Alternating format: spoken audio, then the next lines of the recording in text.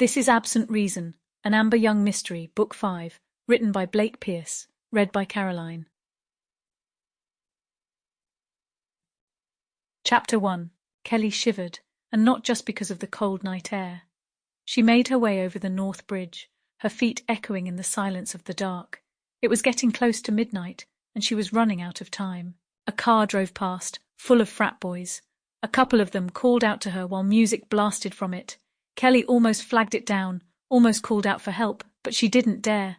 That would have been against the rules. Instead, Kelly kept walking, slowly closing in on the far side.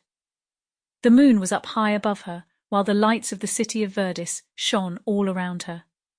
Those lights pointed to the possibility of life and joy, to happiness and other people. Right then, though, Kelly felt utterly alone. There was no one out there with her. There was no one who could help her. Not tonight. Even if she succeeded in this, there was something about this experience that would change her forever. If she didn't, a small sound of fear escaped Kelly, but she continued to make her way across the bridge, step by stuttering step. She had to do this. She had to finish this. As she reached the center of the bridge, a sudden gust of wind whipped through her long blonde hair and sent a chill down her spine. She wrapped her arms around herself, trying to stave off the cold. But it wasn't just the wind that made her shiver. She didn't want to do this. She hadn't wanted to do this from the start, but she didn't have a choice. She had to keep going. As Kelly neared the end of the bridge, she dared to feel a hint of hope. This was the 5th bridge, 5 of 7. 2 more and all of this would be over.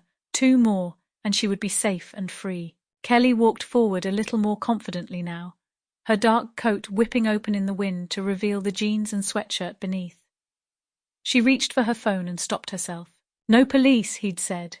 He'd told her that he would be watching. No police, no help, just her. If he'd left her phone alone, not told her to leave it behind or throw it off the first bridge, then it was as a trap, not as an aid. It was a way of tempting Kelly away from the rules of the game.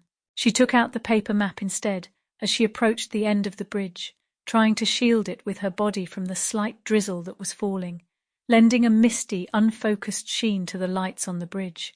Kelly kept down her terror as she did it, telling herself over and over that she was closer to the end of this than the beginning, that she would be done soon. It wouldn't take much longer. Then she could go to the police, although she wasn't sure what she could tell them when she'd never seen his face, when she had nothing beyond the message that he'd left with her, safely locked away back in her dorm. In a way, that was comforting. It meant that once she found a way through all this, he might leave her alone. And she would find a way through. Sample complete. Ready to continue?